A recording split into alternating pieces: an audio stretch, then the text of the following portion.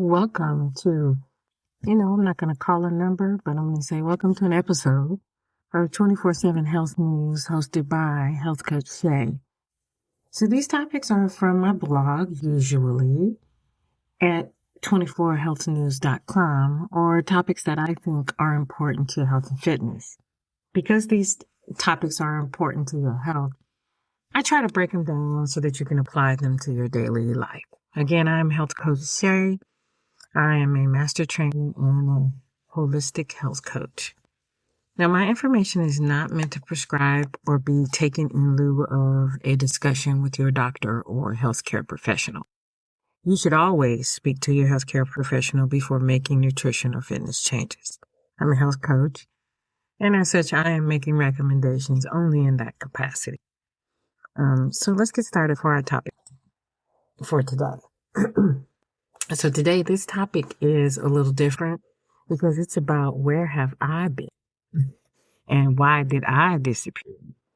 So, it's been a difficult, I haven't done a podcast probably for a year and a half or so.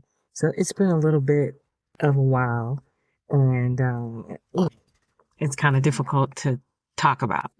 So briefly, what happened to me was I had what's called an ischemic stroke. And I forgot to pull up the one to tell you what that is. So it's a stroke. Evidently, it wasn't fatal because I'm here talking to you. So what a stroke is in general is it's when the blood flow to the brain is interrupted, leaving brain damage. And you got to be quick when it happens. So, there's a couple of different kinds. An ischemic stroke is caused by a blood clot blocking flow. The hemorrhagic stroke, the one that's scary, well, they're all scary, but this one is scarier, is caused by a ruptured blood vessel. So, you really have to be careful once you have one, and you have to pay a lot of attention after. The funny thing about it is, and I say funny as if that's a great word, the thing about strokes are they don't have any signs. The interesting thing for me was I got all the different types of warnings that you can get. A lot of times I see stuff online that says that strokes don't really have any serious warnings. That's true because you don't know. They can come on all of a sudden. They have this little, I'll go over this, the standard stuff. It's called fast for the signs. Your face is dropping, your arm is weak, your speech is difficult. It's time to call 911. So I didn't have any of that. I had a headache, for a couple of days. And then I got vertigo, completely different stuff from what I just said, right? So that's why I would say you have to be very careful about that. What leads up to strokes is the thing that's really scary. You can't be borderline on something for too long. And what I'm talking about is your blood pressure, your blood sugar, your cholesterol. You got to get that stuff down immediately. You can't mess around. You got to work out. You got to change your lifestyle. High blood pressure, smoking, diabetes, smoking, high cholesterol, and a sedentary lifestyle. Now, or a poor diet. I think that's where a lot of us fail is our diet. We don't know how to eat what we like in a more healthier way. Like I could eat a piece of fried chicken every day, right? I love fried chicken. I could eat it every day. That's not something I can eat every day. I gotta eat some baked chicken. I gotta eat some fish. I can't eat the abundance of steak that I would like to eat all the time. You have to you gotta watch all these things because they lend itself to you having some sort of heart or stroke or both situation. So when this happened to me, of course, I was shocked. It is certainly a stressful situation, um, get your health, and it is a, a frightening source for you to try and figure out now how to fix what's broken, and you don't necessarily know what's broken. It's my understanding that somewhere like 75% of the time, they don't necessarily figure out what exactly caused the stroke. Sometimes they have some direct correlations and sometimes they don't. So I'm in the sometimes they don't. I had a bunch of borderline stuff. The next thing I know, I was on the floor crawling around trying to figure out what's going on. So be very, very careful about what you do with yourself, as far as all of those things, your diet, regular exercise, stress management, and all that kind of stuff, because I had a big old bucket of stress as well. I want you all to remember that when we talk about these, I want to drag you back to one of my first episodes. There's 10 small things you can do that will greatly reduce your possibility of a stroke, of heart disease, and all of these different things. A little bit of exercise, a little walking.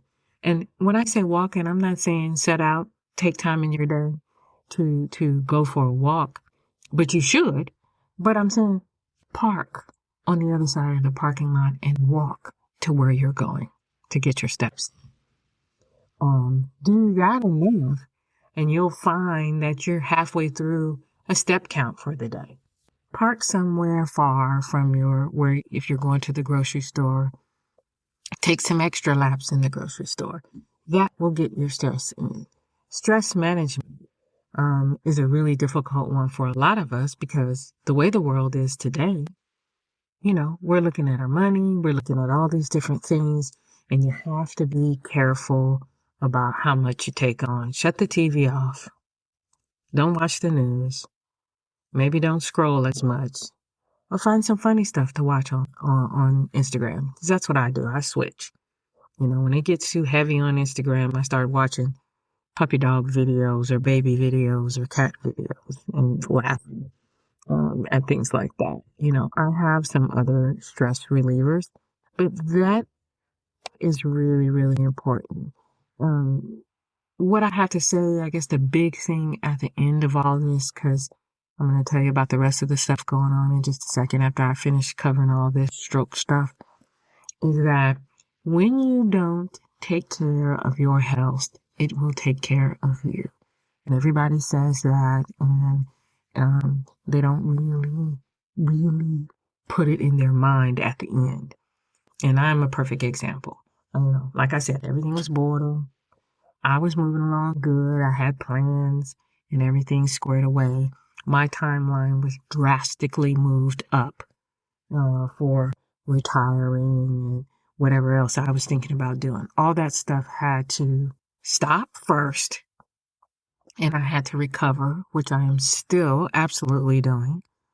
And I had to rejigger my whole entire life, which I'm still not finished doing. So, to think about it, even to come back here and speak to you all, I had to practice to get my pace where I felt comfortable with it, to get my voice where I felt like it was at a good level. A lot of stuff changed. It took a lot of time for me to work on how I speak. You can tell the tone difference if you listen to my other podcasts. I'm down a little lower. I'm down a little slower because I have to make sure that I'm still speaking clearly. And this took a lot of time before I could feel comfortable coming back. So I am working and continuously working to feel okay about speaking. Whereas before I was comfortable speaking in front of people, and throw me in there. I'll try it. I didn't care. But now it takes some time. So I want to continue doing these health podcasts. I'm not talking too much about the State of the Union because it's a hot mess, and there's enough people talking about it online as far as I'm concerned. Same thing I felt about COVID. So I will be talking about the health related stuff because you need your health to deal with everything else right now. So in that vein, remember, I got some great sponsors. I have Sage Life Therapeutics, vitamins and supplements you can check out, and they're all good for you. They all come from a healthy place, which I have definitely had to examine these days. Again, I have 24/7 Health News, which I curate all the articles from all over the place for for my blog, so you get a lot of good stuff there. And I have a new one. I have My Healing 365, which is a telehealth group. It is an awesome, awesome telehealth group. One of the things you have to remember is we are fatigued. We don't like to go out. Shoot, going out is a little dangerous these days. So I love telehealth. I love all things online anyway. But this group is primary care, urgent care, women's health, weight loss, mental health. It's everything. So it's a great sponsor for me, and they are a great, great group.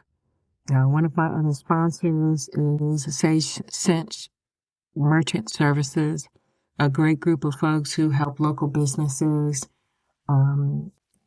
take a look at how they're processing merchants and try to find a way to save money.